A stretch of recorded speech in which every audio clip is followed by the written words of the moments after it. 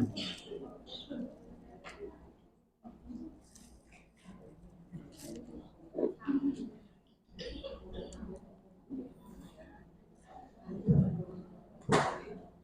mulai, Bu. Tes 1 2 3. Bismillahirrahmanirrahim. Assalamualaikum warahmatullahi wabarakatuh.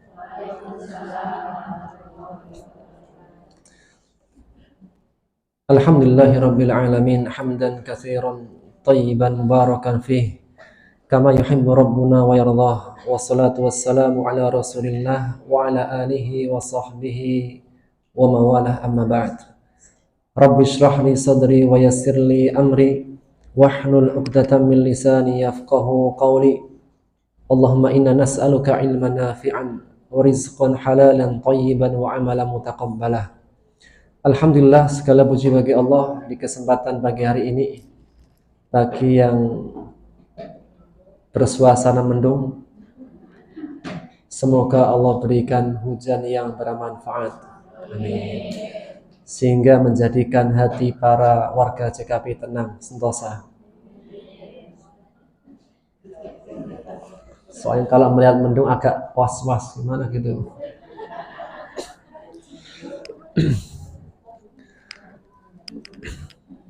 Baik, kita akan ambil surat Al-Baqarah di ayat 23.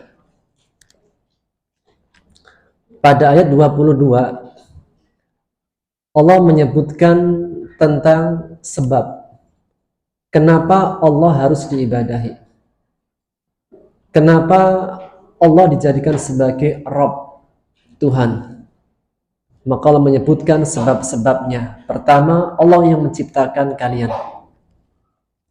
Allah yang menjadikan bumi berhampar. Allah yang menjadikan langit sebagai atap. Dan Allah yang menurunkan hujan dari langit. Yang dengan hujan keluarlah berbagai macam buah-buahan untuk kalian sebagai rizki.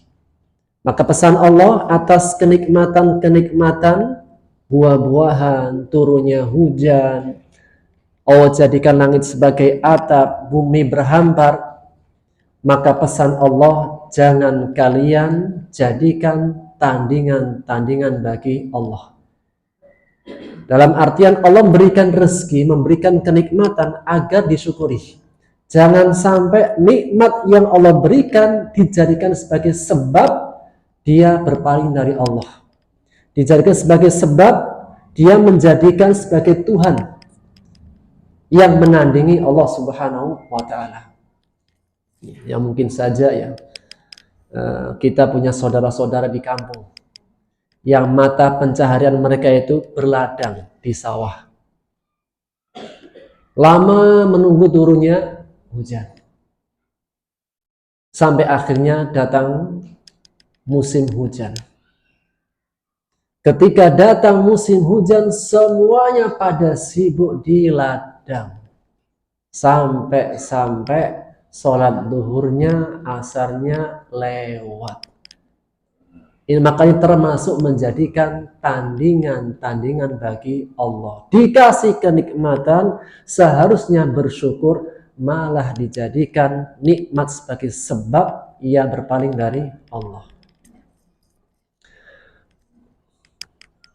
Ayat setelahnya tentang ayat tantangan.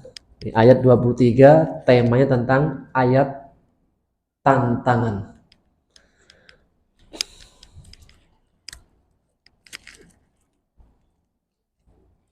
Pada ayat 23 Allah Subhanahu wa ta'ala berfirman tentang Al-Quranul Karim.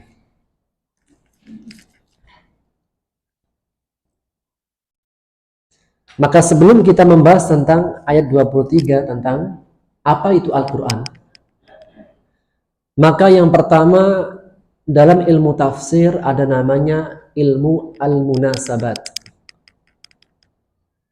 Ilmu tentang korelasi.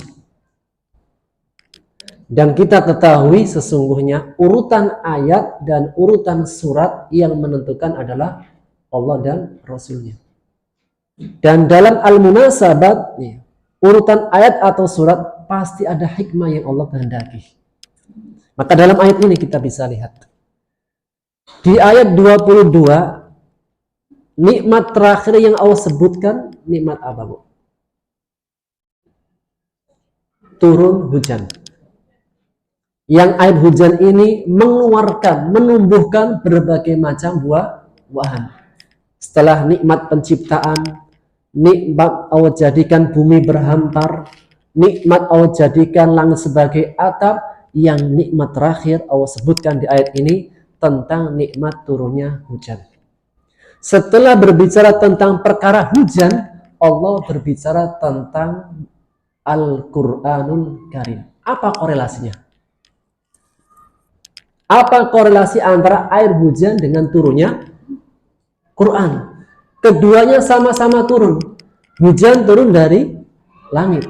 Al-Quran turun dari langit. Dari Allah Subhanahu wa ta'ala kepada nabinya yang mulia. Apa korelasinya? Setelah ayat tentang nikmat hujan, setelahnya nikmat tentang Al-Quranul Karim. Maka korelasi di antara keduanya. Sebagaimana air hujan memberikan kehidupan kepada bumi, maka sesungguhnya Al-Quran memberikan kehidupan pada hati.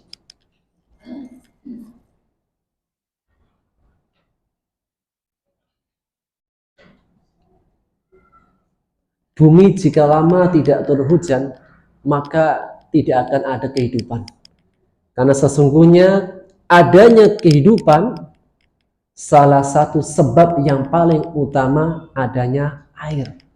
Sehingga orang-orang kita dulu mengatakan, di mana ada air ada kehidupan, selama tidak berlebih. Kalau berlebih nanti beda urusan.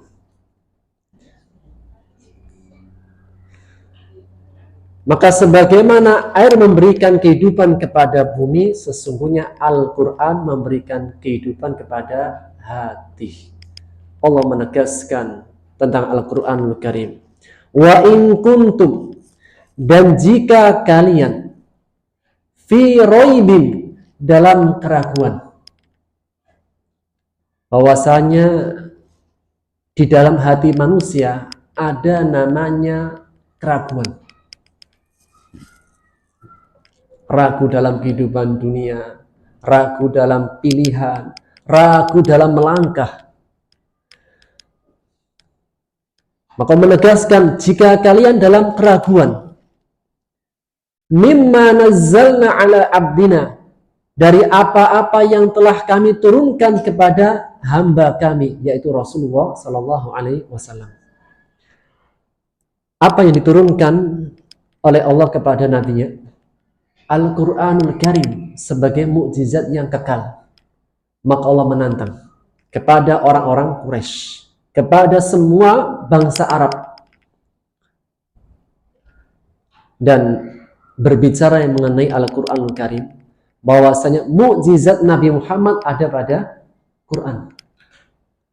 Jika mukjizat Nabi yang lainnya ada kitabnya, ada mukjizat lain. Namun Nabi Muhammad SAW, mukjizat yang paling utama ada pada Al-Quranul Karim. Maka Allah menantang, fa'tu bisuratin min mislih, datangkan dengan satu surat yang semisalnya. Maka sebelum mengenai ayat ini, ayat 23, sebelumnya Allah juga menantang kepada seluruh orang-orang kafir Quraisy atau semua orang Arab yang pada saat itu zamannya zaman sastra.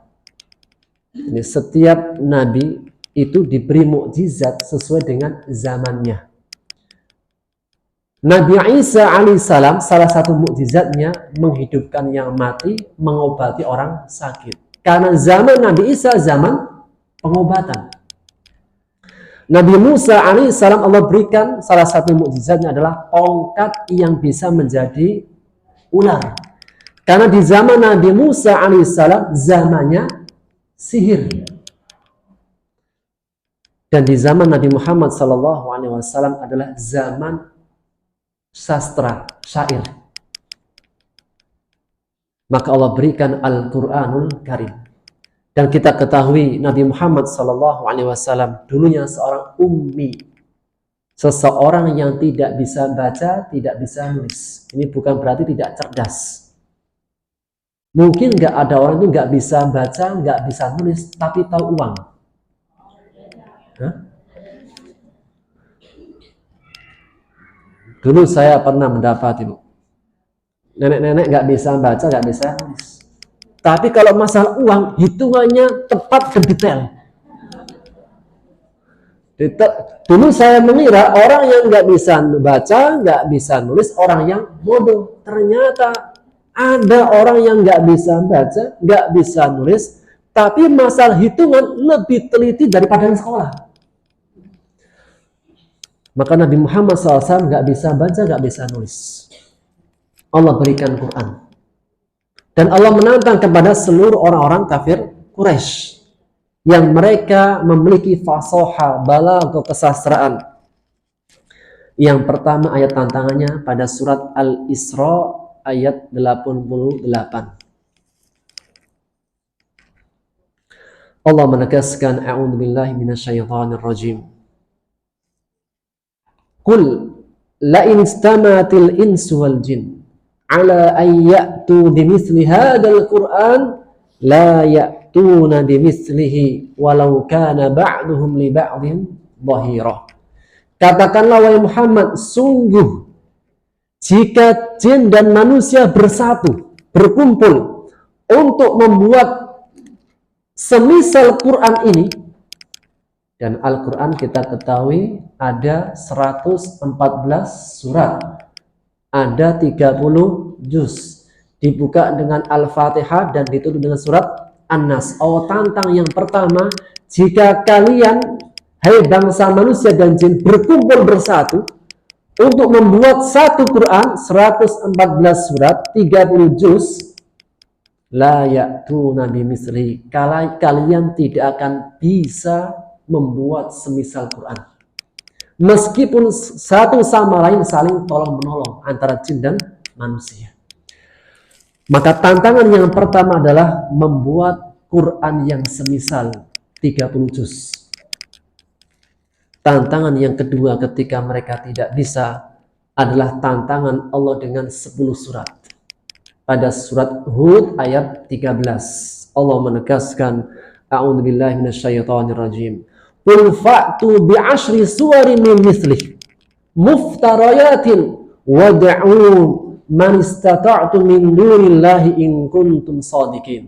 Kalau di awal dalam surat Al-Isra 30 juz, 114 surat. Di surat Hud ayat 13 dengan hanya 10 surat saja. Silahkan buat. Kau mengatakan, kul katakanlah Muhammad kepada mereka orang-orang Quraisy, buatlah 10 surat saja yang semisalnya,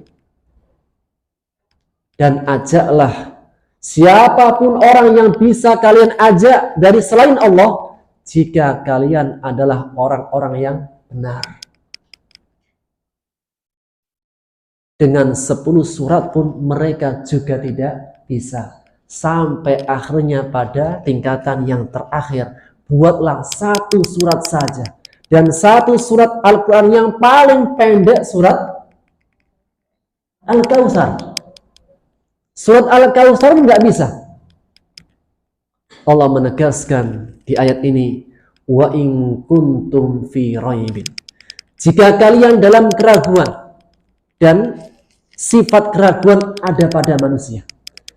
Jika kalian dalam keraguan dari apa-apa yang telah kami turunkan kepada hamba kami yaitu Rasulullah SAW, maka buatlah, datangkanlah dengan 1 surat yang semisalnya. Wada'u syuhada'akum min dunillah, dan ajaklah, panggillah penolong-penolong kalian dari selain Allah, in kuntum shadiqin, jika kalian orang-orang yang benar. Maka ayat 23 ini yang menjadi pokok pembahasan adalah tantangan Al-Quran kepada siapapun manusia Bahkan tidak hanya manusia, manusia dan jin, buatlah kalian semuanya Al-Quran yang semisalnya. Satu surat saja. Maka sejak diturunkan Quran 1400 tahun yang lalu sampai sekarang belum ada seorang pun yang bisa membuat Quran. Jangankan membuat, merubahnya saja tidak bisa. Sampai sekarang tidak ada seorang pun yang bisa merubah Quran. Dirubah harokatnya, berubah artinya. Dirubah hurufnya, lebih berubah lagi. Dan itulah Al-Quranul Karim. Oleh karena banyak di antara orang-orang yang masuk Islam itu bukan karena dakwah, tapi melihat keagungan Quran. Dibuka Quran zaman dulu. Dan dibuka Quran zaman sekarang tetap utuh, tidak ada yang berubah. Sedangkan dia mengatakan, aku membuka kitab-kitab suci selain Quran, Taurat, Injil, Zabur, Talmud, gitu, kitabnya orang Yahudi. Semua redaksi berubah dengan berubahnya zaman. Kecuali Al-Quranul Karim. Tidak ada seorang pun yang bisa merubah Quran, namun Quran jika sudah masuk merubah segalanya. Maka berbicara mengenai Quran, apa itu Quran? Firman Allah yang diturunkan kepada Nabi Muhammad SAW melalui perantara malaikat Jibril sebagai mukjizat yang sampai kepada kita dengan cara mutawatir dan bernilai ibadah bagi yang membacanya. Jadi bacanya itu ibadah. Aku tidak mengatakan alif lam satu huruf, enggak. Alif satu huruf, lam satu huruf, mim satu huruf. Berbeda dengan kita belajar hadis. Kalau hadis kita mendapatkan pahala dari belajarnya, dari kandungan yang terkandung di dalamnya. Tapi Quran tidak. Setiap hurufnya bernilai ibadah. Dan berbicara mengenai Quran, banyak kisah-kisah mengenai tentang keistimewaan Quran. Di antaranya kita bisa mengambil kisah dari Umar ibn Khattab. Umar ibn Khattab salah satu di antara dua sahabat penguasa Quraisy. Jadi orang kabilah Quraisy itu ada kedengkot ketuanya. Siapa? Umar dan Abu Jahal. Kalau Abu Lahab masih di bawahnya. Umar dan Abu Jahal. Maka Rasulullah pernah berdoa kepada Allah. Ya Allah, a'izzal Islam bi ahabbi hadaini rajulaini ilaik. Bi Abi Jahal atau bi Umar. Dalam hadis riwayat Tirmidzi. Ya Allah, muliakanlah Islam dengan salah satu di antara kedua tokoh. Siapa? Abu Jahal dan Umar. Karena kalau salah satu di antara keduanya atau keduanya masuk Islam, Islam jaya. Maksud Islam jadi kuat. Tidak ada yang berani menakut-nakuti. Maka jatuhlah pilihan Allah kepada Umar. Dan beberapa riwayat menyebutkan, ada yang menyebutkan suatu ketika Umar sedang ingin minum khamr. Ingin minum khamr, kemudian cari teman-temannya yang suka minum khamr. Dicarilah di tempat tongkrongan biasanya. Sampai di sana tidak ada yang datang. Akhirnya dia mengatakan, ya sudah, saya akan berangkat teman-teman yang di dekat Ka'bah. Akhirnya berangkatlah Umar. Sesampai di sana juga tidak ada teman-temannya. Akhirnya dia mengatakan, kalau gitu sambil menunggu yang lain, saya akan tawaf. Meskipun orang musyrik, orang yang pengis, tapi kecintaan dengan Ka'bah itu masih ada. Akhirnya beliau tawaf. Ketika beliau tawaf mendapati Rasulullah SAW sedang sholat membaca Quran. Dan beliau mengatakan, ketika aku mendengar Quran, itu tersentuh hatiku. Dalam riwayat yang lain, Mekah itu setiap hari disebut Muhammad, Muhammad. Nama Muhammad bikin heboh satu kampung. Maka Umar mengatakan, setiap kali yang disebut nama Muhammad, kalau bahasa kita, ini nama bikin onar di tengah masyarakat kita. Ya sudah, biar saya yang akan menyelesaikannya. Akhirnya mengambil pedang terhunus. Pedang sudah dihuluskan, siap-siap untuk digunakan untuk memenggal. Akhirnya berjalan mencari Nabi Muhammad SAW. Di tengah jalan ada yang tanya, seorang Muslim yang menyembunyikan keislamannya, wahai Umar, mau kemana? Mau mencari Muhammad, masih mau membunuh karena melihat ada pedang yang terhunus. Wahai Umar, sebelum engkau mendatangi Muhammad, sesungguhnya ada yang lebih mengherankan lagi.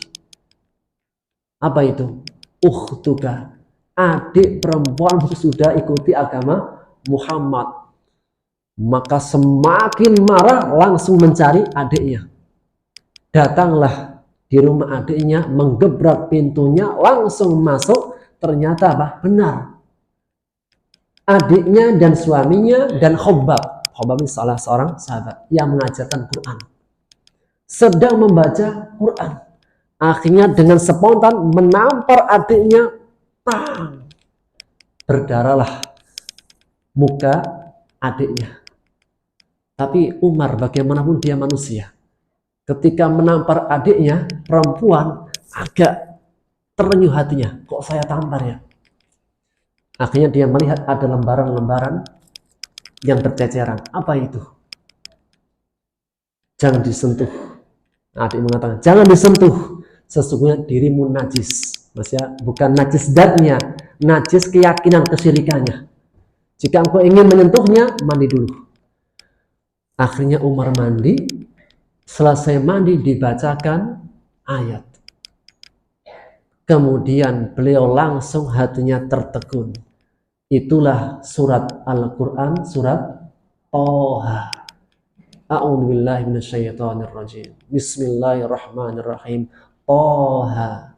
Ma anzalna 'alaikal Qur'ana litashqa illa tadhkiratan liman yakhsha. Tanzilan mimman khalaqal arda was-samawatil ula. Ar-Rahmanu 'alal arsyis tawa.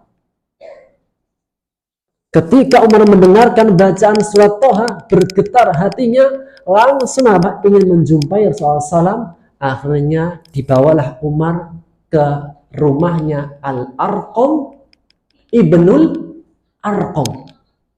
Jadi pertama-tama ketika ngaji itu bukan di masjid, bukan di musola, tapi di rumahnya Al-Arqam Ibnul Arqam. Itulah yang kita kenal dengan Darul Arqam. Ketika datang Umar, bergemetaran para sahabat. Umar datang. Ini apa kalau Umar masuk? Pasti masalah. Ternyata ketika Umar datang, niatnya bukan untuk bikin masalah, tapi menyatakan dirinya masuk Islam. Akhirnya beliau masuk Islam. Sejak Umar masuk Islam, para sahabat semakin berani untuk menampakkan keislamannya. Dan itulah doa Rasulullah SAW yang Allah ijabahi. Apa doa Rasulullah SAW? Allahumma a'izzal Islam bi'ahabbi hadainir rajulaini. Ya Allah, muliakanlah Islam dengan salah satu di antara dua laki ini, Abu Jahal atau Umar. Dan jatuhlah pilihan Allah kepada Umar ibn Khattab. Yang dalam kisah ini, di antara sebab yang menjadikan Umar masuk Islam adalah karena bacaan Al-Quranul Karim. Tentunya ya, orang Arab, apalagi orang Arab yang zaman dulu, fasih. Mereka paham tentang apa yang dibacakan. Dan juga tidak zaman dulu, zaman sekarang sama. Terkadang kita kalau dibaca Al-Quran, Kalau sudah biasa kan biasa, Bu. Tapi bagi orang yang belum pernah mendengarkan bacaan Quran seumur hidupnya, ketika dibacakan bacaan Quran itu menjadi sesuatu yang menakjubkan sekali. Kisah yang lain, kisahnya Jubair bin Mut'im. Jubair bin Mut'im seorang musyrik dari Mekah. Ketika perang Badar, orang-orang musyrik terkalahkan, sehingga ada 70 orang yang ditawan. Dan jika ditawan, harus ditebus. Maka salah satu utusan orang Quraisy untuk menembus adalah Jubair bin Mut'im. Dia datang di kota Madinah dan para tawanannya, Bu, diikat di dekat masjid. Kenapa? Agar mereka mendengarkan bacaan Quran. Agar mereka masuk Islam. Jadi kalau mendapatkan tawanan, kita apa? Dibacakan Quran, diperdengarkan.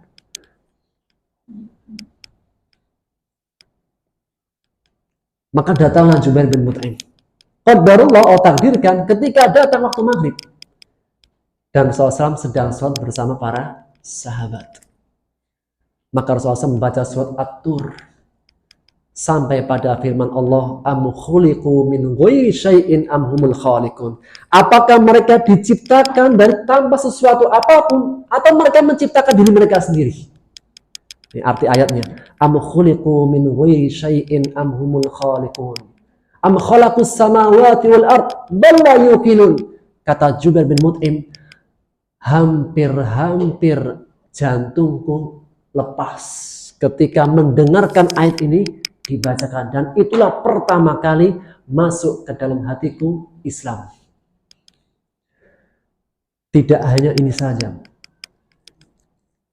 Kalau Umar, Jubair bin Mut'im, dan kisah-kisah yang lainnya dari kalangan bangsa manusia. Kita agak main jauh dikit. Bangsa jin. Apa kata bangsa jin? Bangsa jin awalnya mereka itu bisa menembus langit, bisa naik ke atas langit untuk mencuri dengar berita langit. Tapi semenjak diturunkan Quran, Allah jadikan bintang-bintang sebagai alat pelempar setan. Itulah dalam surat Al-Jin. Akhirnya bangsa jin mereka berbagi tugas. Apa yang terjadi di bumi? Coba cari tahu kabar. Cari kabar apa yang terjadi di bumi, sehingga ada kejadian fenomena yang aneh di langit. Akhirnya mereka membagi tugas berkelompok-kelompok mencari tahu.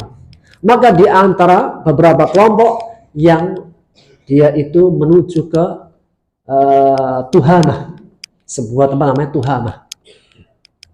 Sesampainya di sana, Rasulullah SAW sedang mengadakan perjalanan dan Allah takdirkan bermalam di tempat Tuhamah, dan beliau ketika subuhnya sholat membaca Al-Quranul Karim. Maka Allah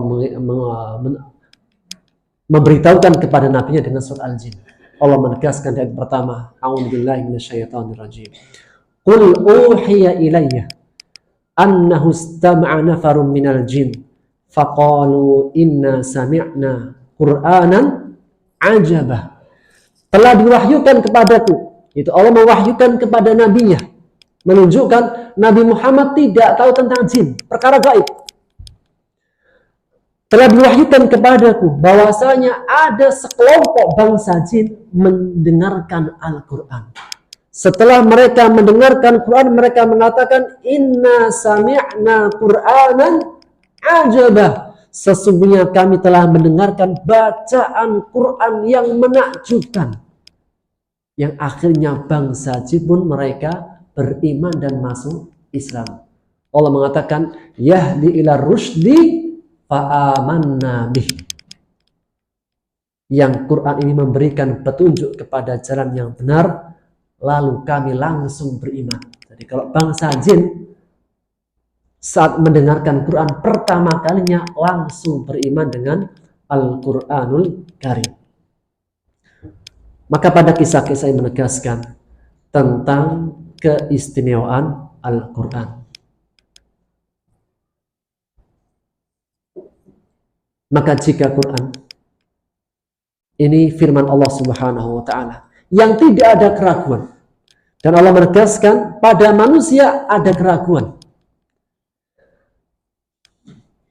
Bagaimana cara menghilangkan keraguan itu? Allah sebutkan apa? Dengan Al-Qur'anul Karim. Jika kalian dalam keraguan, maka datanglah Quran, menunjukkan bahwasanya salah satu sebab yang menjadikan hilangnya keraguan adalah dengan Al-Quran. Ketika seseorang ragu dalam agama, bacalah Quran. Ketika seseorang ragu dalam tentang keyakinan nabi-nabi, misalnya Isa itu nabi atau Tuhan, ya mungkin orang-orang ada yang bingung, dia kata grup ini Tuhan, kata grup ini bukan. Untuk menghilangkan keraguan, bacalah Quran. Di antara manusia mungkin ada yang ragu, Tuhan itu ada atau tidak. Maka untuk menghilangkan keraguan, bacalah Quran. Mungkin di antara manusia ada yang ragu, setelah mati mau kemana? Maka untuk menghilangkan keraguan, bacalah Al-Qur'anul Karim. Maka setelah mereka meyakini bahwa Quran adalah firman Allah, manusia pun takjub, jin pun takjub. Maka Allah menegaskan, fa'illam taf'alu, jika kalian tidak dapat melakukan, yaitu tidak bisa membuat Quran, walam taf'alu, dan pasti kalian tidak akan bisa. Jadi Allah sudah menegaskan, kalian tidak akan bisa membuat Quran yang semisalnya. Jangankan 30 juz, 10 pun nggak bisa. Jangankan 10, satu surat pun nggak akan bisa. Walan taf'alu, dan nggak akan bisa. Dan terbukti, Bu, sampai sekarang belum ada. Sudah 1400 tahun lalu, tidak ada seorang pun yang bisa membuat seperti Al-Quran.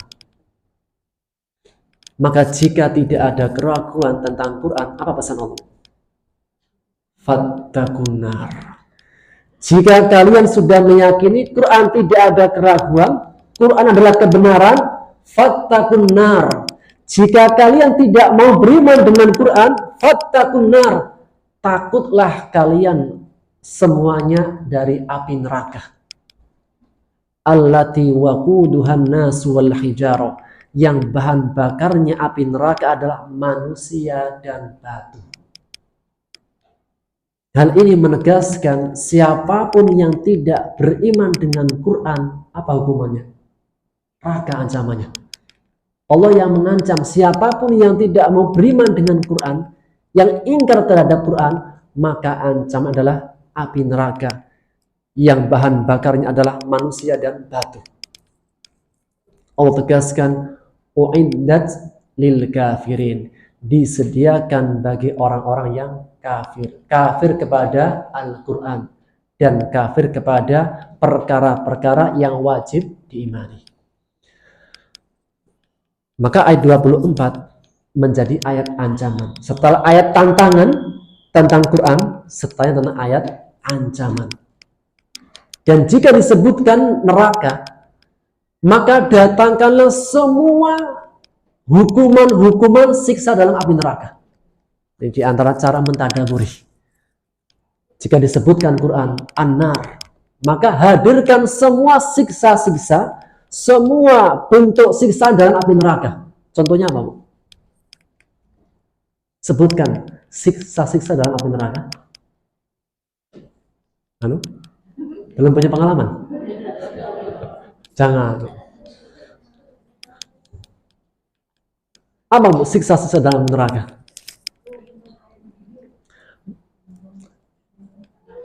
Minum air mendidih. Allah mengatakan hamimah dalam surat An-Naba, hamimau wa ghassaqah. Mereka la yaduquna fiha bardaw wala syaraba illa hamimau wa ghassaqah. Penghuni neraka itu kepanasan. Orang namanya kalau kepanasan pasti haus. Dan orang kalau sudah puncak pada kehausannya, Bu, tidak peduli bentuk minumannya. Yang penting minuman diminum. Orang kalau sudah puncak daripada kehausannya, itu tidak peduli. Mau air mineral, atau air putih yang bersih, atau yang kotor, selama dia sudah haus di puncak kehausannya, pasti dia minum. Dan Allah mengatakan, tidak ada minuman kecuali air yang mendidih, wa ghassaqo, dan nanahnya penghuni api neraka. Bayangkan, nanah diminum. Bukan nanahnya penghuni dunia, penghuni neraka dia minum. Ini baru minumannya. Apalagi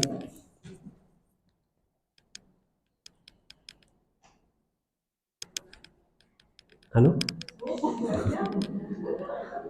Karena begitu banyak sampai gak lupa, sampai gak ingat juga ya.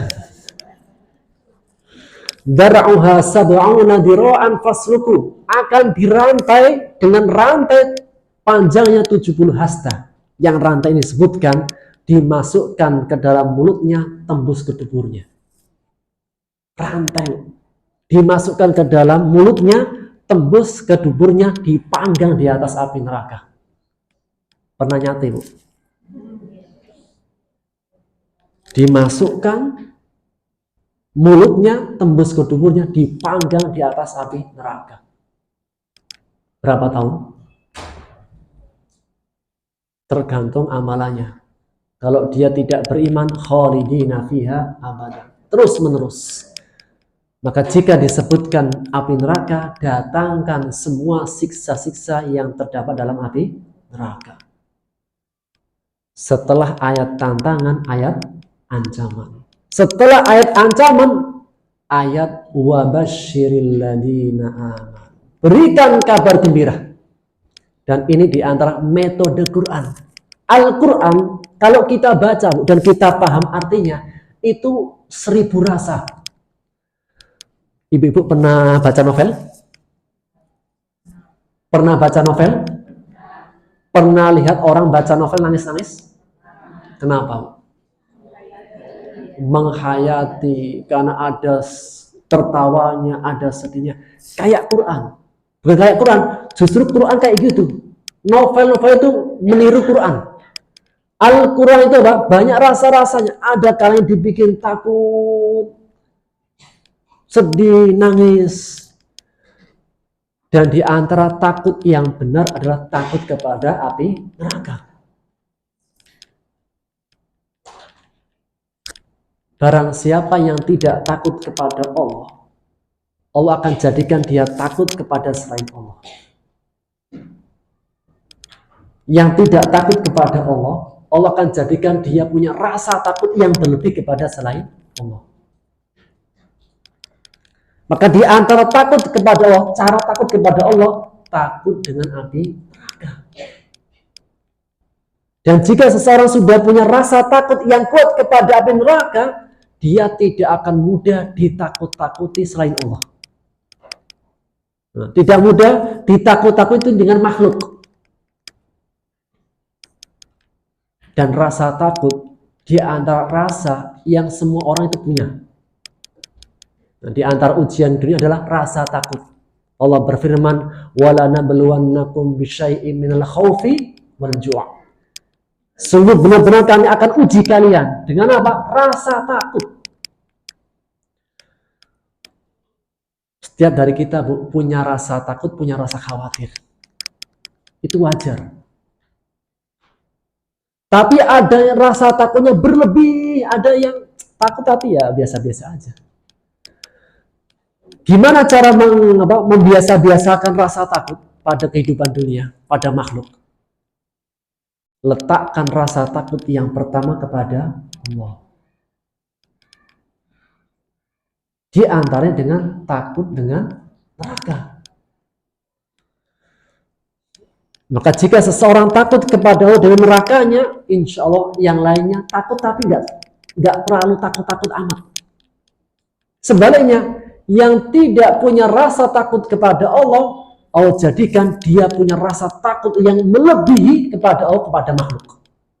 Dengan makhluk.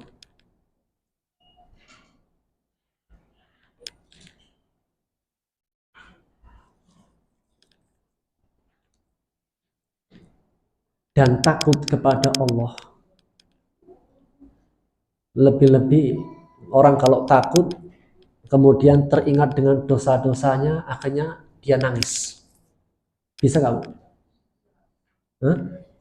Bisa nggak? Ya.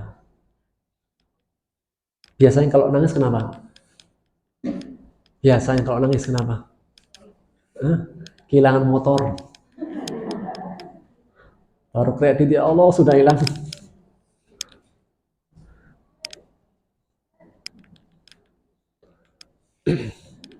Tapi sesekali perlu dicoba. Tapi beneran, jangan coba-coba nggak beneran.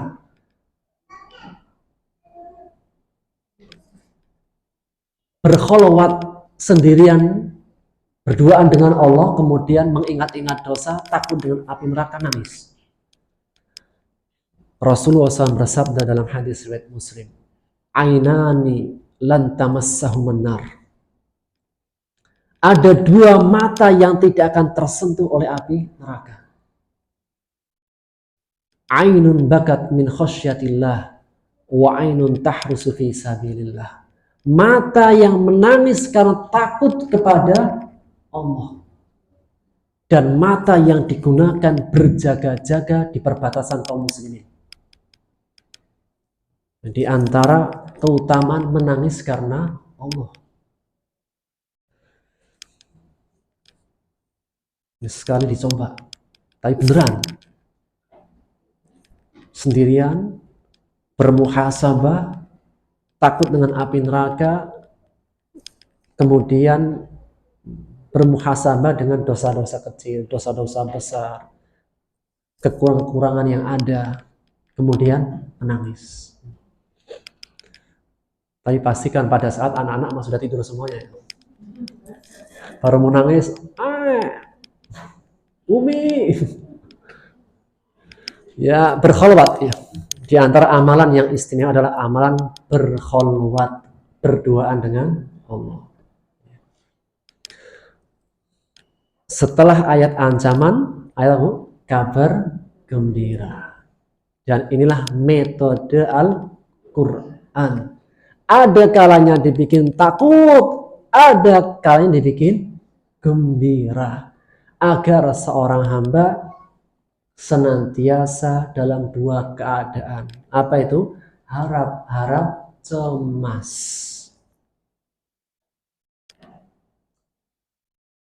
Terlalu takut yang berlebihan tidak baik, karena melahirkan keputusasaan. Dikit-dikit neraka, seakan-akan pintu surga tidak ada. Itu juga tidak baik, melahirkan putus asa. Terlalu percaya diri, pokoknya apa? Surga. Mau ngapain apa saja dosanya, gak peduli, yang penting surga. Itu juga tidak baik. Yang baik adalah pertengahan antara khauf dan roja. Dan itulah rukun sebuah ketaatan ibadah. Ada khaufnya, ada rojanya. Sehingga Ibnu Qayyim mengatakan, hendaknya ketika engkau beribadah seperti dua sayap burung dan kepalanya. Dua sayap burung, ar-roja wal khauf. Ada rasa takut, ada rasa berharapnya. Kepalanya adalah mahabbah, rasa cinta. Karena salah satu penguat seseorang dalam menjalani sesuatu karena cinta, suka. Orang kalau suka, sudah cinta, apapun dilakuin. Jangankan mendung, hujan pun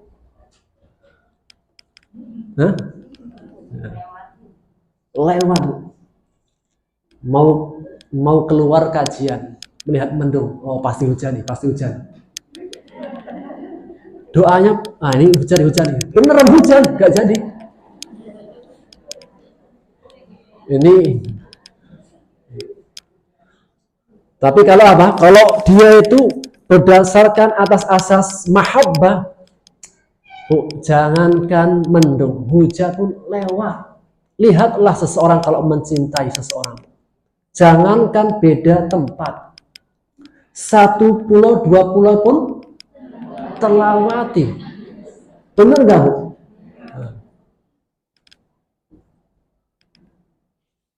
orang Jakarta dapat orang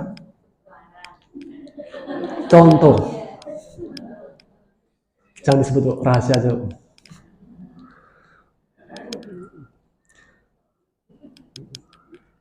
Setelah apa nih Bu? Al-khawf war roja. Setelah ayat ancaman, ayat kabar gembira. Allah menegaskan. Sekarang kabar gembira Bu. Dah, rasa takutnya selesai dulu. Sekarang kabar gembira. Wabashir, dan berikan kabar gembira. Dan kabar gembira Allah menggunakan lafaz bashir. Kabar gembira yang ketika dia gembira sampai kulitnya pun merinding. Gembira itu kan tingkat kegembiraan, kalau sangat gembira sampai bulunya itu berdiri apa merinding? Merinding. Wah, Allah senang banget. Kau mengatakan wabashir, berikan kabar gembira kepada siapa? Alladzina amanu wa amilus solihat. Orang-orang yang beriman dan beramal soleh. Yang pertama, Allah memberitahukan, memberikan pesan, berikan kabar gembira kepada siapa? Orang beriman dan yang beramal soleh. Menegaskan terhadap orang beriman lebih kuatkan kabar gembira. Jangan ditakut-takuti orang beriman. Rasulullah SAW dalam hadis riwayat Muslim berpesan kepada Mu'adz bin Jabal. Mu'adz bin Jabal ini sahabat yang imannya itu powerful. Sehingga kalau dia maju jadi imam, yang dibaca itu ayat-ayat yang panjang. Karena imannya full, power. Sedangkan jamaahnya, umatnya Mu'adz masih baru-baru masuk Islam, baru-baru hijrah, baru-baru senang dengan keislaman. Kira-kira Bu, yang powerful sama yang masih agak-agak kurang, kalau disamakan gimana? Kekejar kok.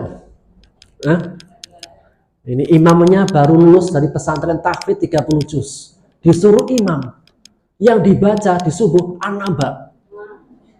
Padahal biasanya jamaah Al-Ikhlas saja. Kalau ke Al-Kautsar. Kira-kira Bu, jamaahnya khusyuk atau pulang?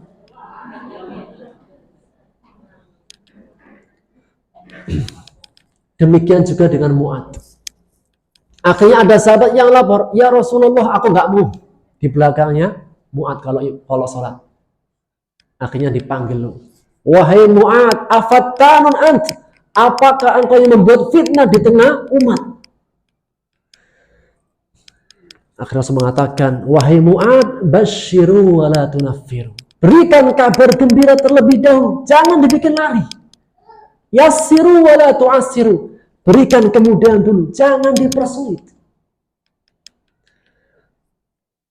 Hal ini menegaskan terhadap orang-orang beriman, jangan nakut-nakuti. Berikan kabar gembira, berikan optimisme kepada orang-orang beriman.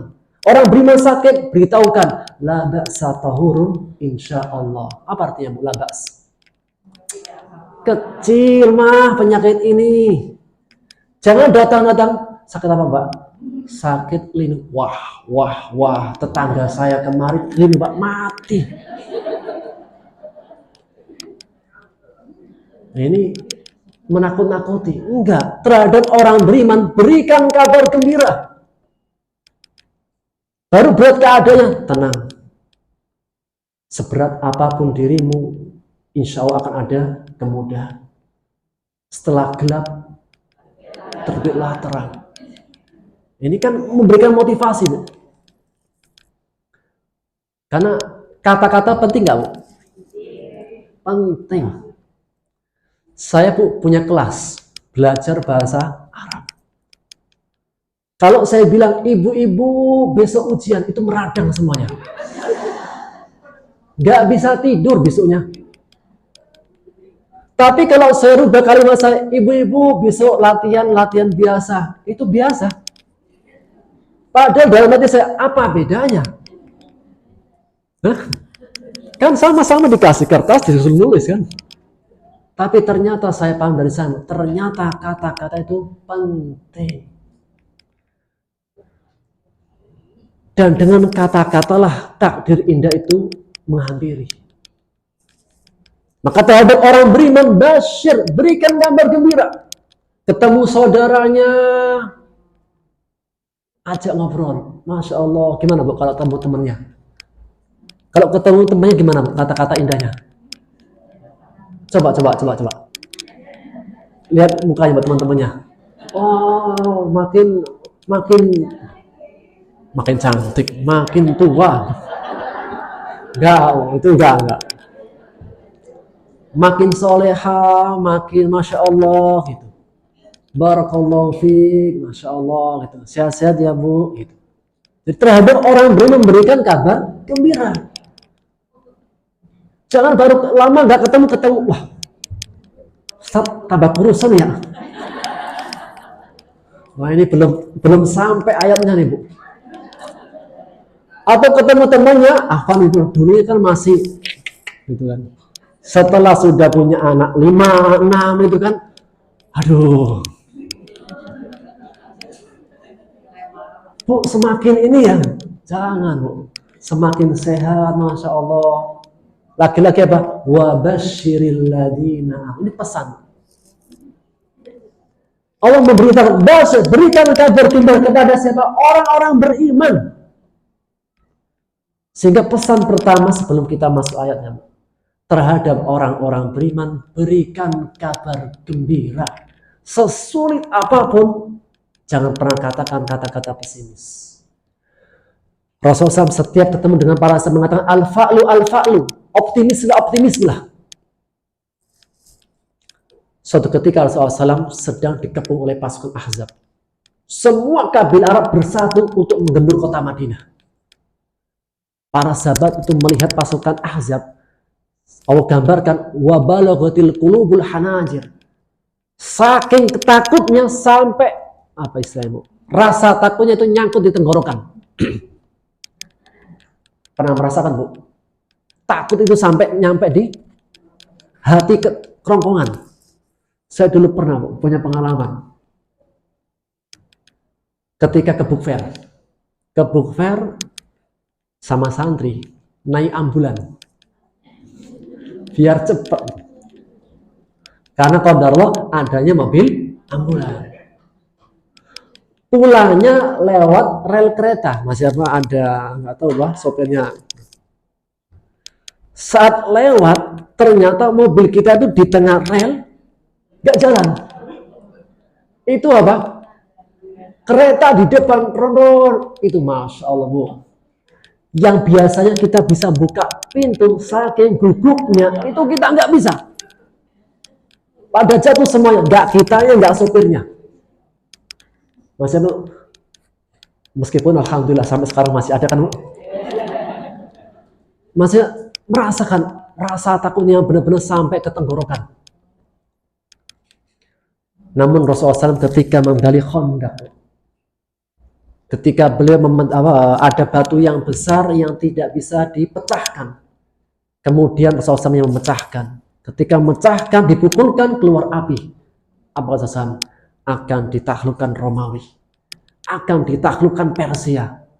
Orang-orang munafik mengatakan, ya Allah, kok kejauhan mimpinya ya, kok menaklukkan Romawi Persia. Kita hari ini aja dikepung pasukan Ahzab gak bisa melawan. Hari ini saja ketika perang Ahzab, ketika menggali Khandaq, para sahabat nggak ada makanan yang dimakan sampai mereka mengganjal perutnya dengan batu. Dan Rasulullah SAW mengganjal perutnya dengan 3 batu. Itu luar biasa. Para sahabat baru 1 batu. Rasulullah berapa? 3 batu. Jadi kalau melihat ustadz dengan santri, ustadznya kurus, santrinya gemuk, jangan dikomentari. Rasulullah SAW 3 batu, sahabat baru hanya 1 batu. Tapi apa? Al-fa'lu. Romawi Persia akan ditaklukkan. Bagi orang-orang munafik, kejauhan mikirnya. Gak mungkin.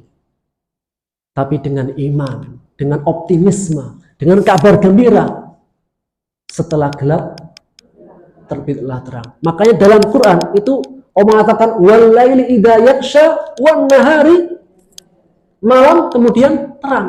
Nggak ada terang kemudian nggak ada dalam Quran. Fa inna mal usri apa artinya? Setelah ada kesulitan ada kemudahan. Nggak ada kan setelah kemudahan ada? Nggak ada dalam Quran. Ibu cari nggak ada. Makanya Bu, jangan terpesona dengan kata-kata maju. Ini gimana ini? Sudah maju disuruh mundur. Yang benar mundur.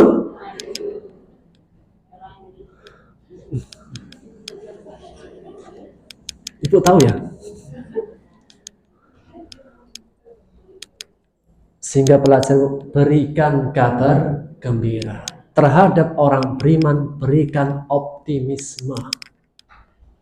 Punya anak susah diajarin. Nggak masuk-masuk. Jangan pernah katakan kamu orangnya. Jangan. Kamu sudah bisa nak, cuma tinggal dikit saja. Kan sama kan? Tidak bisa juga kan? Tapi bahasanya beda. Kamu diajari berkali-kali nggak bisa. Dengan kamu sudah bisa, tapi tinggal dikit lagi. Maknanya apa? Belum bisa juga. Tapi kata-kata yang kedua lebih memberikan optimis. Jadi basyir, berikan kabar gembira kepada siapa? Orang beriman dan beramal soleh. Dan dalam Quran setiap disebutkan lafaz iman senantiasa disandingkan dengan amal soleh. Kenapa?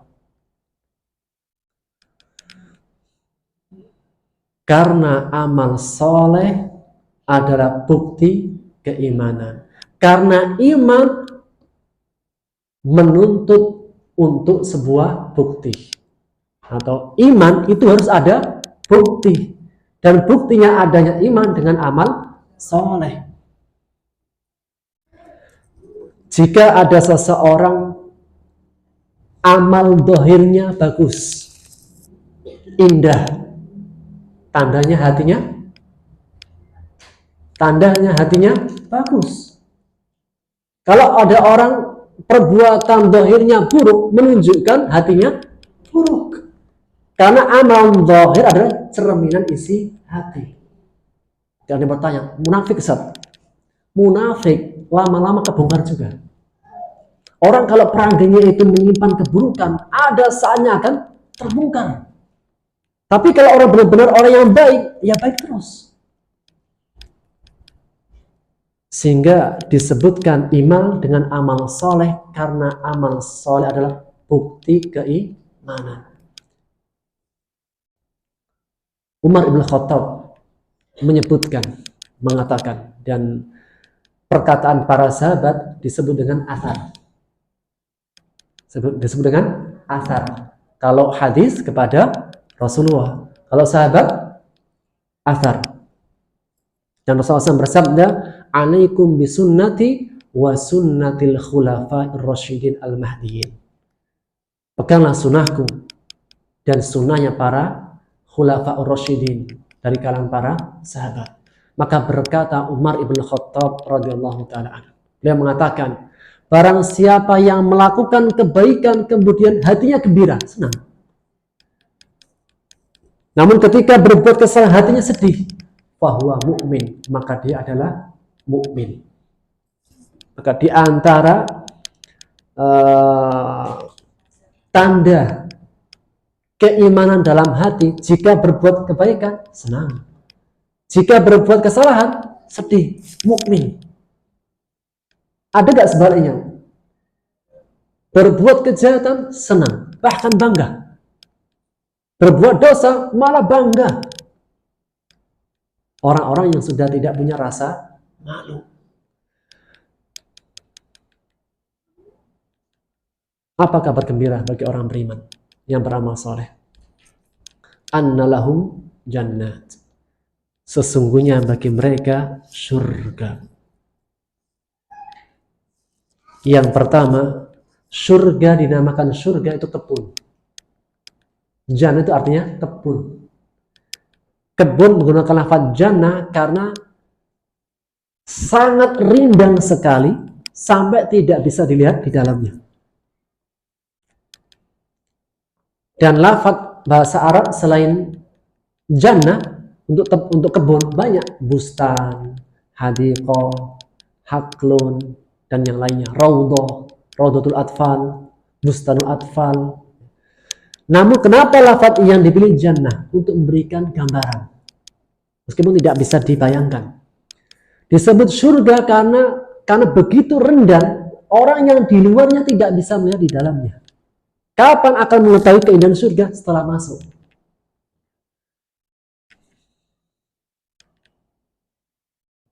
Dan Allah menyebutkan bagi orang-orang beriman jannat. Allah tidak mengatakan jannah satu surga, jannat beberapa surga. Menegaskan bahwasanya surga satu atau banyak? Banyak. Berapa tingkatan?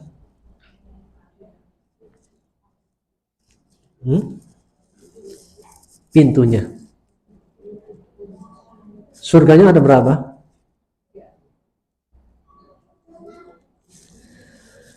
Ada 100 tingkatan.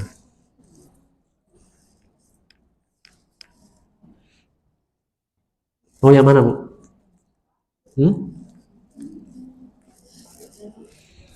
Rasulullah SAW bersabda di dalam hadis yang diriwayatkan oleh At-Tirmidzi.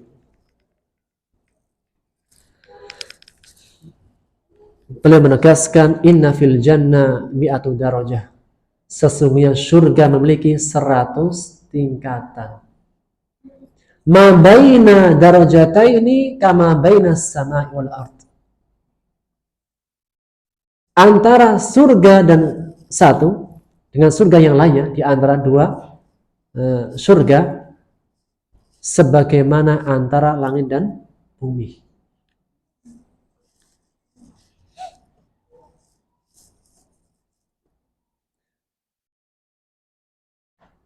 Wal firdaus a'laha darajah, dan surga firdaus adalah surga yang tertinggi. Maka beliau menegaskan dalam hadis riwayat yang lain, jika kalian minta surga, makalah minta surga firdaus. Kalau minta sesuatu, minta yang terbaik, jangan nanggung-nanggung. Jangan mengatakan, kalau saya minta firdaus, apa saya pantas? Jangan pernah memandang kecil kekayaan Allah. Segala sesuatu itu mendapatkan kebaikan dengan rahmatnya Allah. Ini juga menjadikan motivasi, Bu. Kalau pengen punya cita-cita, ambillah cita-cita yang paling tinggi. Jangan nanggung-nanggung.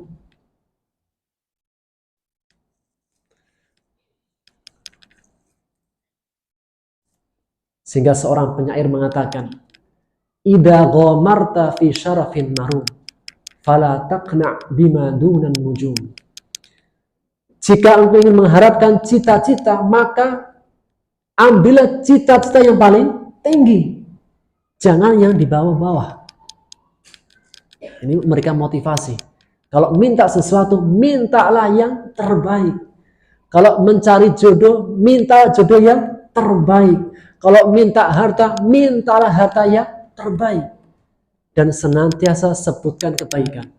Makanya dalam doa-doa Al-Quran, ketika para nabi minta sesuatu, itu senantiasa dikaitkan dengan sifatnya. Contoh, Nabi Zakaria minta anak. Disebutkan sifatnya, dzurriyyatan thayyibah, anak yang baik.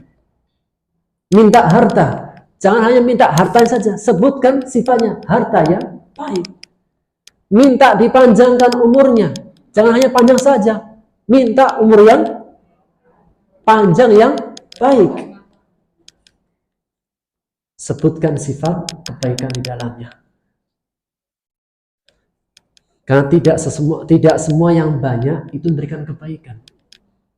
Apakah harta yang banyak pasti kebaikan?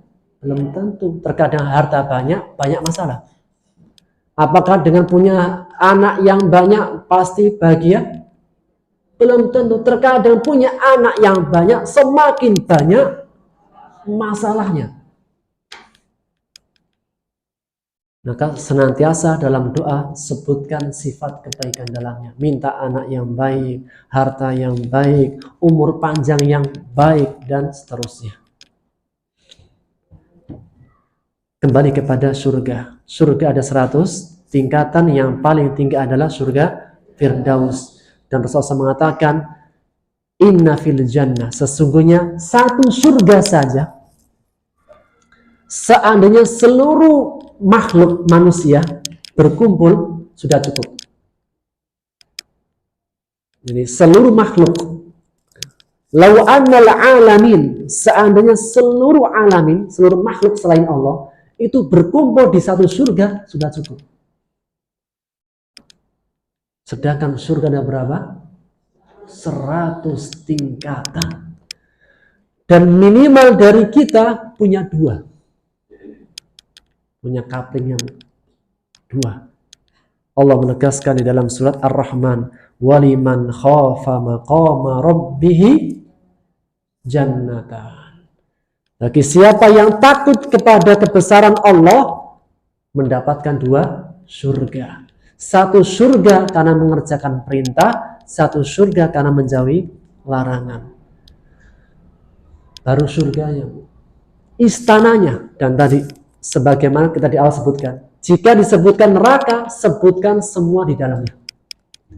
Sama, jika disebutkan surga, maka tidak hanya tanah kosong, tapi sebutkan semua kenikmatan-kenikmatan dalam surga. Di antara apa dalam surga? Ya? Istana. Tahu istana, Bu? Kalau rumah kecil, rumah yang paling besar berapa meter? Di Pondok Indah berapa? 1000 meter. Itu rumah. Tapi kalau istana kita di mana? Bogor kan? Itu baru istana dunia. Masing-masing punya istana sejauh mata memandang. Itu kalau keluar gitu kan, di tanah lapang sejauh mata memandang, itu istana ibu. Allah berfirman dalam surat Al-Insan,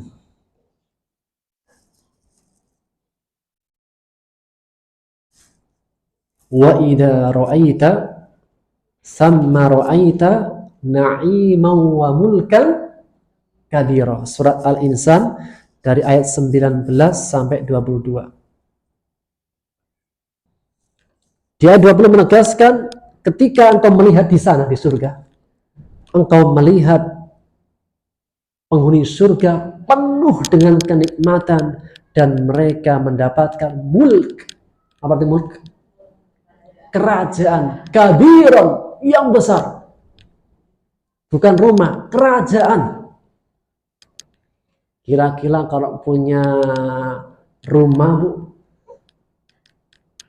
besar, kemudian nggak ada orangnya gimana? Rumah yang besar, tapi sendirian. Kurang tentunya. Dan itu tidak akan terjadi di surga. Di surga ada istanahnya, ada ART-nya.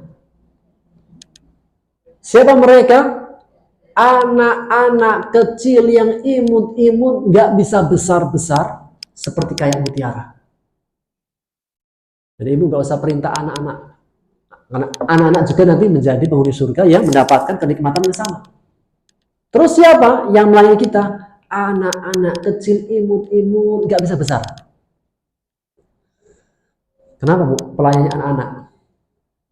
Karena anak-anak nurut. Ibu kalau lihat anak-anak kecil gimana, Bu? Hah? Ibu kalau punya anak-anak kecil gimana? Masih umur itu imut-imut. Coba kalau sudah gede, amit-amit. Jadi penghuni surga itu melihat apa saja itu indah. Surat Al-Insan ayat 19, wa yatufu alaihim wildanum mukhalladun. Mereka dikelilingi anak-anak yang kekal, maksudnya tidak bisa besar. Biar imut-imut terus, lucu-lucu terus. Idza ra'aitahum, ketika engkau melihat mereka lu'lu'am mansura, seperti mutiara-mutiara bertaburan. Wa idza ra'aita thamma ra'aita na'iman wa mulkan kabira, punya istana. Jika disebutkan surga, hadirkan semua kenikmatan di dalamnya. Makanya Ibnu Qayyim punya satu kitab khusus mengenai tentang surga.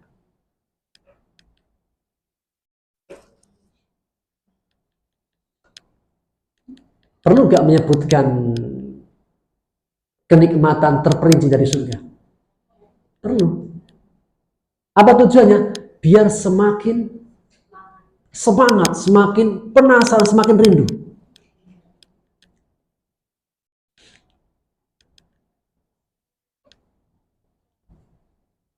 Ibu-ibu nanti yang bisa jawab saya kasih hadiah. Hadiahnya umroh. Umroh. Pengennya umroh.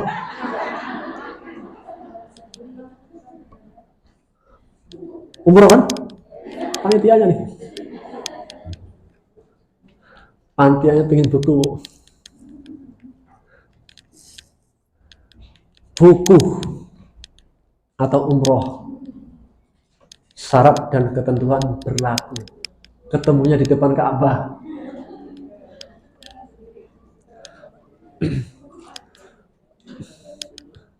Oh, buku panduan umroh.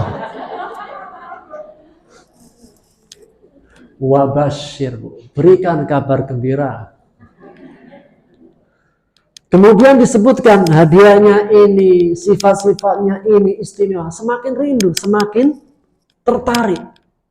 Demikian juga dengan Allah menyebutkan orang-orang beriman yang beramal saleh surga. Disebutkan sifat-sifatnya. Apa di antara sifat-sifatnya? Tajri min tahtihal anhar. Mengalir di bawahnya sungai-sungai. Tahukah sungai apa itu? Surat Muhammad ayat 15. Kalau di CKP sungai apa, Bu? Kalau bendungannya jebol, tumpah pokoknya. Surat Muhammad ayat 15. Allah menegaskan, a'udzubillahi minasyaitonirrajim. Mathalul jannatil lati wa'idal muttaqun. Perumpamaan surga yang dijanjikan oleh Allah kepada orang-orang yang bertakwa. Fiha anharum mimma'in ghairi asin. Di dalamnya ada sungai-sungai yang airnya nggak akan bisa berubah. Kalau air dunia, jika ada sumbernya, semakin diambil habis, bisa berubah. Ya kan? Makanya orang itu kalau ngambil sumber air itu untuk air minum, itu nanti sekian tahun habis, pindah lagi. Cuma sumber mata air yang tidak bisa berubah dan gak habis-habis di dunia. Apa itu? Zam-zam. Zam-zam itu di antara mukjizat. Sejak zaman Nabi Ismail. Diambilnya berapa hari sekali? Tiap hari diambil. Yang ngambilnya Mekah, Madinah sekitarnya. Cukup enggak? Jangankan Mekah, Madinah, sampai Tanah Abang pun ada. Enggak habis-habis. Dan enggak berubah. Hadiahnya air.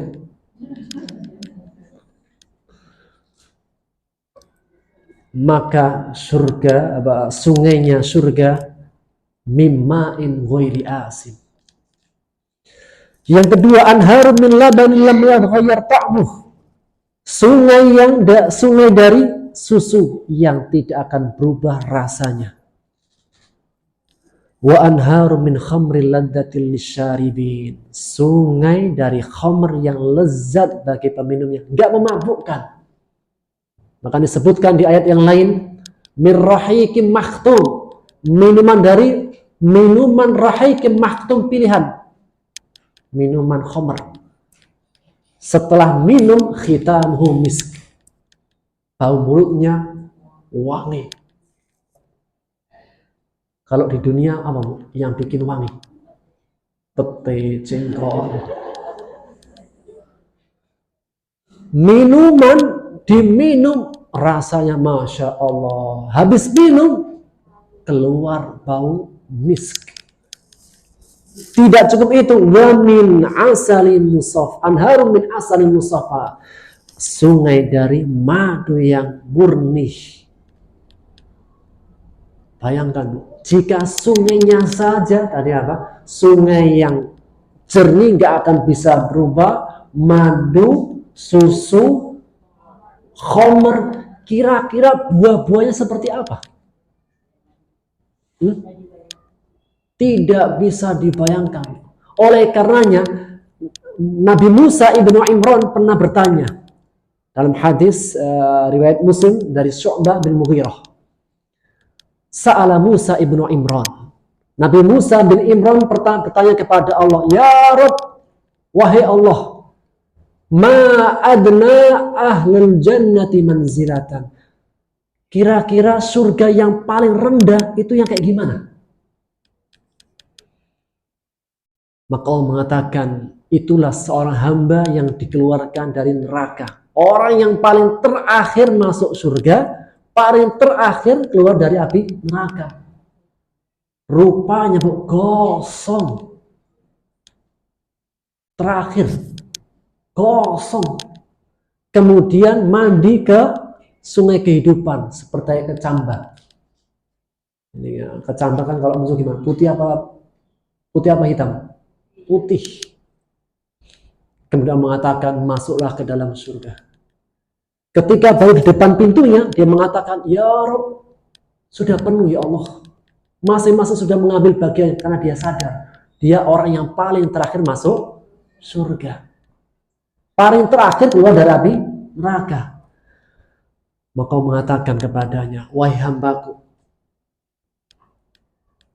ridhokah dirimu jika aku berikan surga yang tingkatannya, kerajaan yang terbaik yang pernah ada di dunia semenjak aku ciptakan sampai aku hancurkan?" Istana mana bilang? Istana terbaik di dunia. Sejak Allah ciptakan dunia sampai Allah hancurkan, itu yang terbaik. Itu milikmu. Walaka misluh. Milikmu 2 kali lipatnya. Walaka misluh 3 kali lipatnya, 4 kali lipatnya, 5 kali lipatnya. Istana terbaik yang ada di dunia semenjak aku ciptakan sampai aku hancurkan. Kira-kira gimana perasaan senangnya?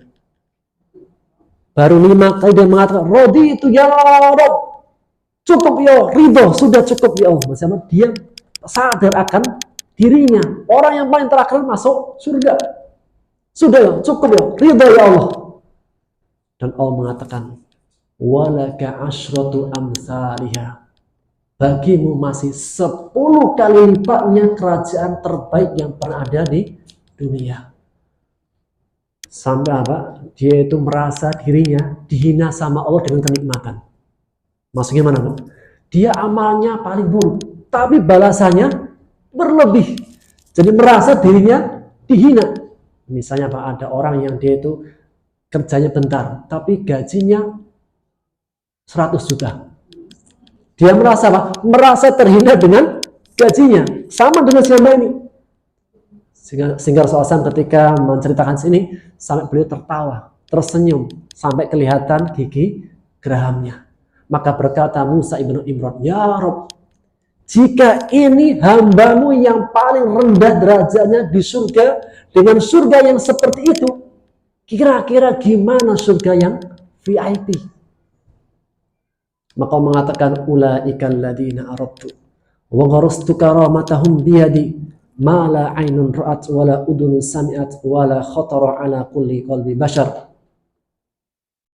Maka mereka adalah hamba-hamba pilihanku yang aku telah membangun surganya dengan kedua tanganku sendiri, yang kenikmatannya tidak pernah terlihat oleh mata, terdengar oleh telinga, terlintas oleh hati. Kemudian dibacakan surat As-Sajdah, fala ta'lamu nafsum ma ukhfiya lahum min qurrati a'yun jazaa'an bima kanu ya'malun. Maka setiap jiwa belum mengetahui apa yang Allah sembunyikan dari nikmat surga. Jazaa'an bima kanu ya'malun, sebagai balasan dari apa-apa yang mereka kerjakan. Saya lihat waktunya sudah jam 10. Jadi sementara kita wakaf, stop, koma. Maka mudah-mudahan kita semuanya menjadi hamba-hambanya yang mukmin, yang beramal soleh, sehingga kita mendapatkan surga yang paling tinggi, surga Firdaus. Sehingga pesan dari ayat ini adalah, satu, memberikan kabar gembira kepada orang-orang beriman. Terhadap orang beriman senantiasa berikan kata-kata yang indah, kata-kata yang optimis, kata-kata berikan semangat.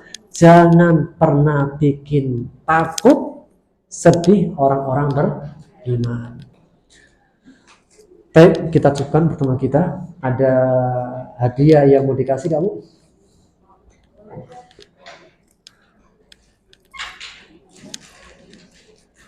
Ibu-ibu mau ditanya apa bertanya? Hah? Mau bertanya? Hadiahnya buku panduan umroh.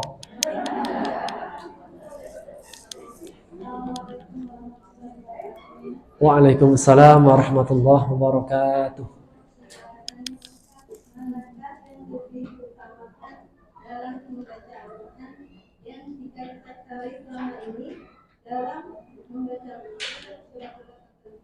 Waktu-waktu tertentu, misalnya kayak Yasin malam Jumat, terus surat Al-Kahfi di hari Jumat, Al-Waqiah di pagi hari, atau malam sebelumnya. Nah, tapi jika kita mempunyai target sendiri, yaitu one day one use, sehingga kita tidak menjalankan atau membaca surat-surat tersebut. Bagaimana? Yang manakah yang lebih diutamakan yang membaca, mengejar target kita one day one use, atau membaca surat-surat yang dianjurkan yang saya sebutkan tadi?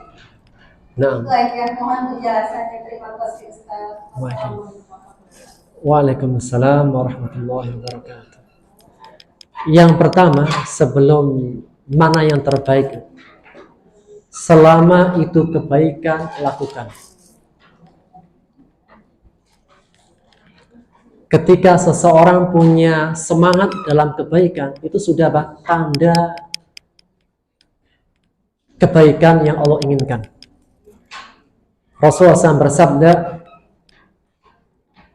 "Man yuridil idza arallahu bi'abdi khairan." Jika Allah menghendaki kebaikan ada pada seorang hamba, ista'malahu, Allah akan menggunakannya. Maksudnya menggunakan dia dalam kebaikan. Di antara Allah itu suka memilih seorang hamba jika si hamba ini disibukkan dengan kebaikan. Maka membaca Quran kebaikan enggak, Pak? Kebaikan.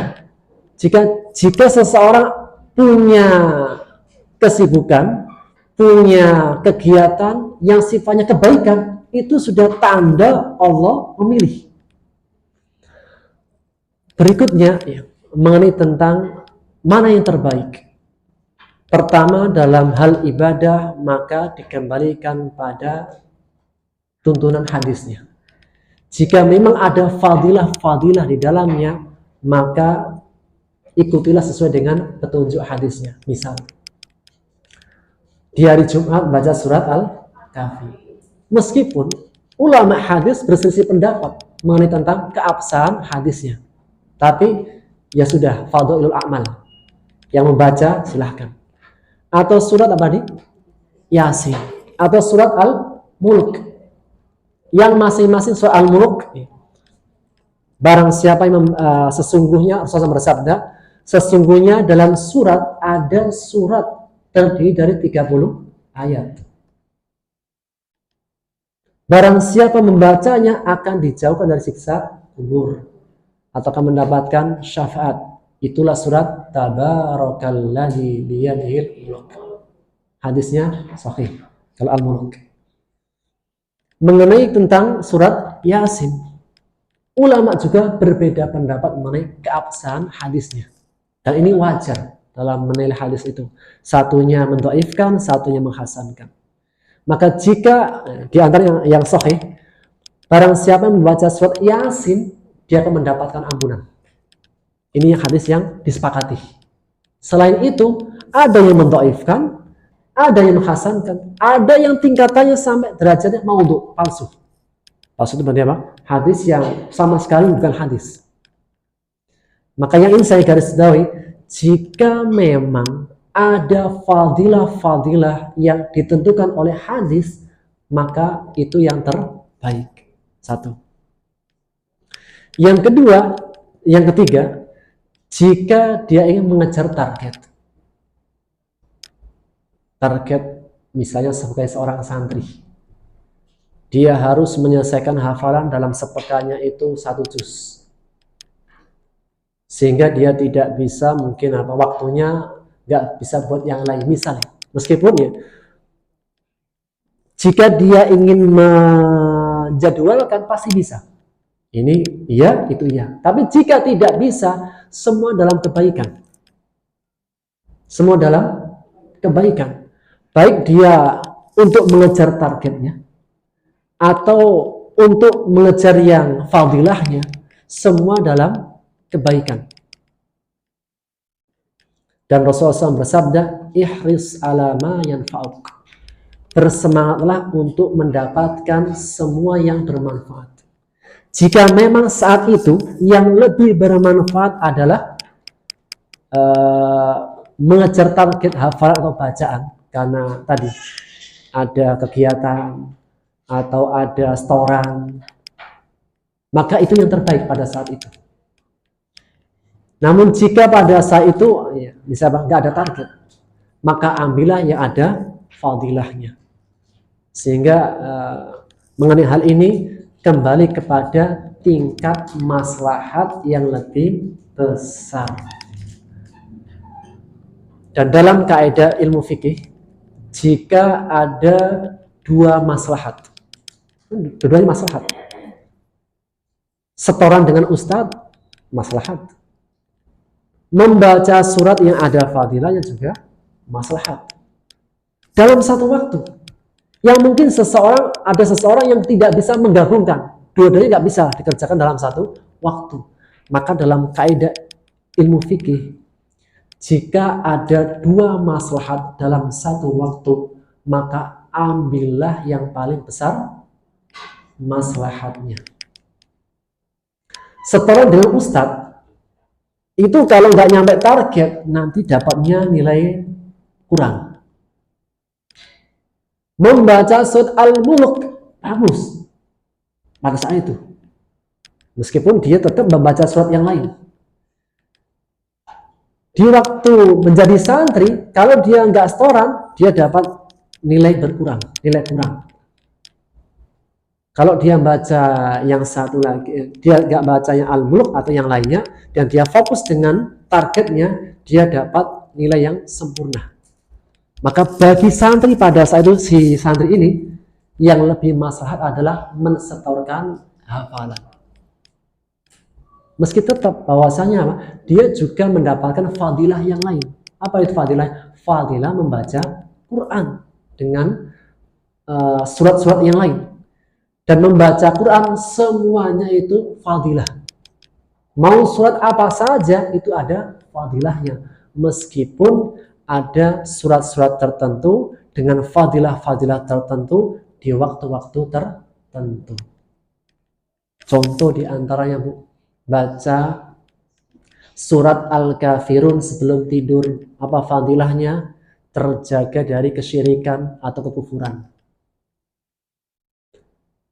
Baca surat Al-Mu'awwidatain, Al-Falaq dan An-Nas atau Al-Mu'awwidat dengan tambah surat Al-Ikhlas akan dijaga dari kejahatan. Atau baca surat Al-Baqarah akan dijaga dari seluruh mara bahaya. Dan surat-surat yang lainnya yang ada fadilahnya, sehingga masing-masing bisa melihat mana yang lebih maslahat untuk dirinya saat itu. Demikian, wallahu taala a'lam bishawab. Dan tadi mengenai tentang satu hari satu juz itu wasilah. Itu adalah wasilah, hanya sebatas program, bukan sebuah ritual ibadah. Jadi tidak mengapa satu juz satu hari sebagai benar program, bukan wasilah, bukan bentuk ibadah. Demikian. Dan dalam kaidah usul fiqh, sarana itu tidak bisa dihukumi. Jika tujuannya baik, dan yang baik. Jika tujuannya buruk, maka pun buruk. Demikian, wallahu taala alam bishawab. Ibu mau yang mana, Bu? Tidak ada tuntunan umroh, Bu.